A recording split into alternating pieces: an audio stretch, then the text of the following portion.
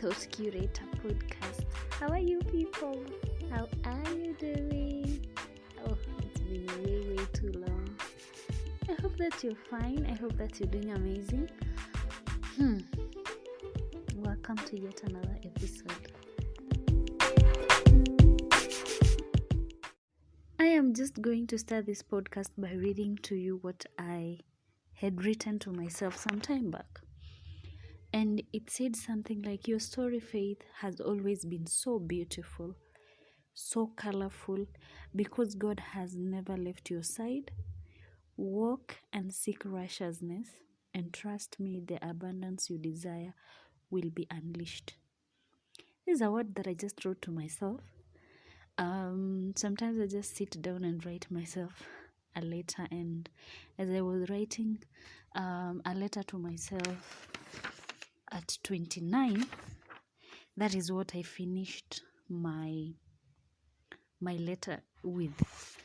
And today, as I was going back and going through what I wrote in that letter to myself, because some of the things that I wrote to myself are really powerful, and I just go back to them from time to time to just remind myself that I got myself, babe, you got you. And yeah, it's the best motivation to just remind yourself of where you have come from, of where you're heading, because that vision that you have, that vision is everything. That vision is the goal of where you're going, and in between it is just the process. So for myself, I just go back to, because I am a person that really enjoys journaling. I write a lot, so I go back to some of these things and I look at them and I just remind myself of where I have come from, that I have not gotten where I want.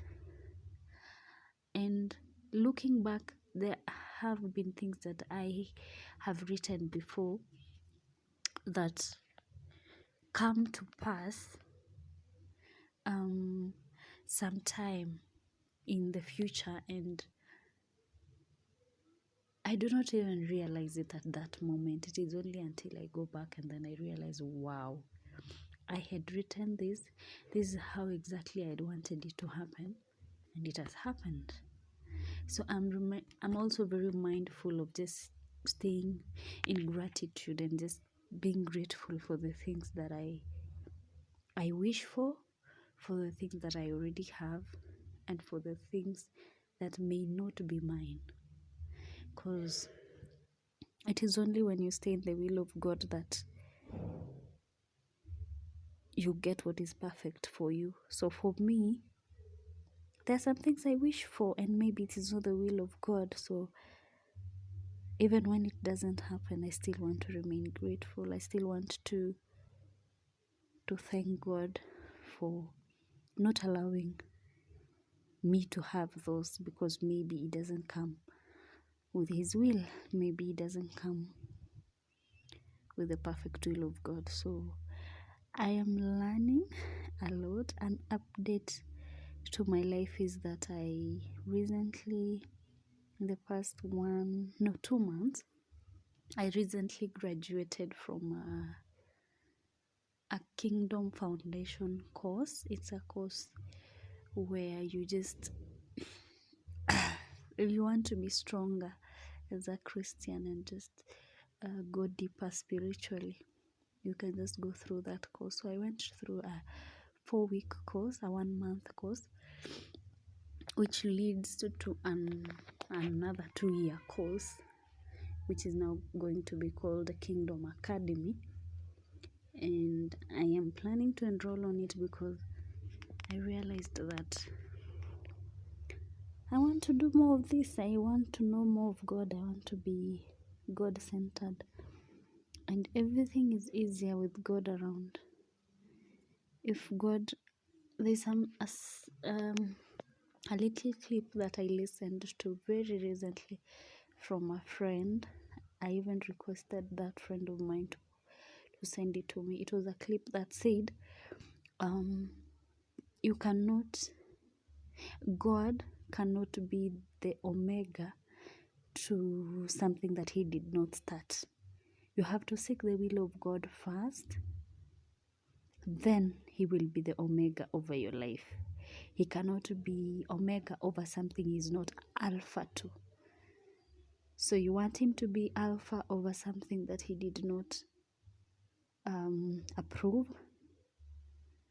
So yeah, it just reminded me that to seek the will of God before anything, before my business, before my job, before undertaking anything, to seek the will of God, because I want him to be alpha over everything in my life. So that's an update. I went through that. I went through that course. I had a very intense month of September. Yeah, it was the month of September, and funny enough, it is my birth month, so I was supposed to have I had ideas about my birthday this year, but those ideas just came down to a cake, my amazing beautiful kids, and my in-laws. Yeah, and a nice cute birthday cake. I didn't even get to buy myself a present. I did not get to buy myself a present, but all is well. This year was not the year, but next year will be a good year. I'll get myself flowers, I'll get myself a bottle of wine, I'll get myself a book, a nice book. May add something nice inside there, maybe a fragrance of choice. Yeah, something like that. That sounds like a plan. I am going to add a fragrance, a vacation, a solo vacation, and a photo shoot. I did get to do a photo shoot this year. I enjoyed it, but it wasn't on the date of my birthday as I had wanted, or as I had planned. But I got to do it. I love photo shoot. I really do. I really do. So I got to combine my son's graduation with a solo shoot for myself. So yeah, that happened. Also changed houses. So this year we moved to a remote we are currently in a remote situation, a remote location, more remote than I expected. But funny enough, I'm loving the slow life. I'm loving the space. I am enjoying seeing my kids just running around a bigger house and a bigger compound. I really feel like, okay, this is something that I for a long time had wanted. It's my ideal living situation, that I don't want to be living in a place where it's noisy and crowded and all that. So actually opting to go remote means that I get to have such experiences, and I love it. It's a slow life. Things are a bit expensive here. It's crazy. Also, it's a walk to my job, which I love. I don't have to be stressed about time, waking up early. For true, God listens to our prayers, and some of the things that I'm telling you, I write down today and come to pass a few years later, and I do not even realize. So going to live in a remote place, my all-time wish was to have a job that is not heading towards traffic or heading towards CBD. That always was my dream job, to work against traffic. Crazy. I envisioned living in a place where I get to drop my kid in school and I'm able to pick them. That's one. Where it's remote, where I can get a bigger house than one I would be offered to at the same budget in a place where, in a location where it's townish and crowded and noisy. So living remote was something that I'd always wanted. I'd always wanted a place where I can have my own garden. That is not in my ushago, of course, not yet there, but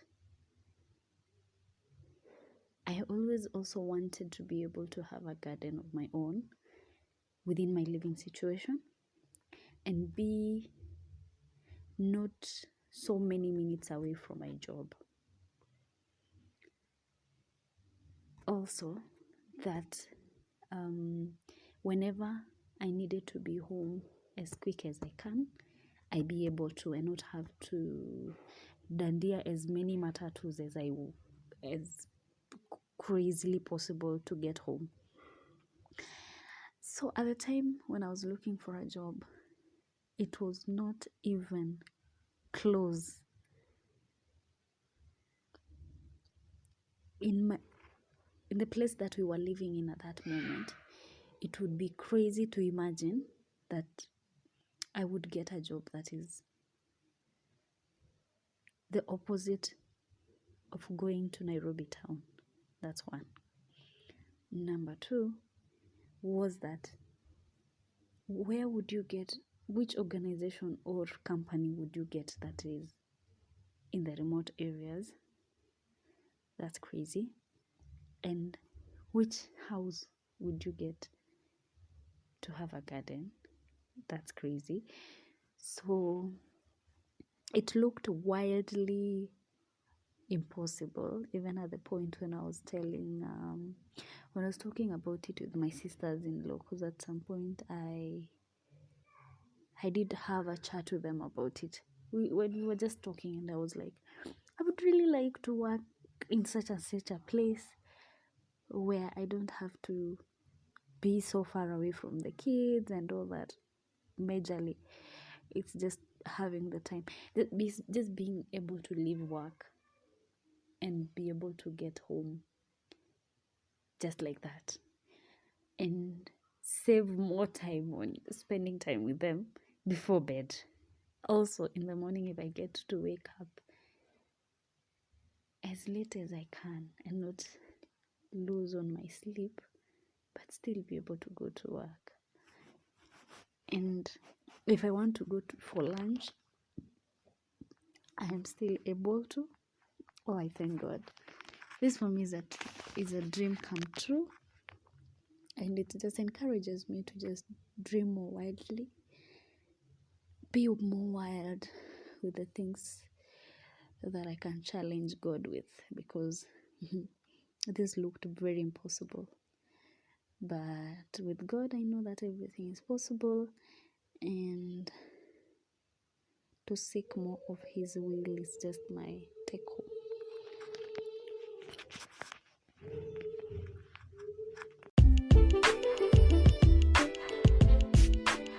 It's another episode down.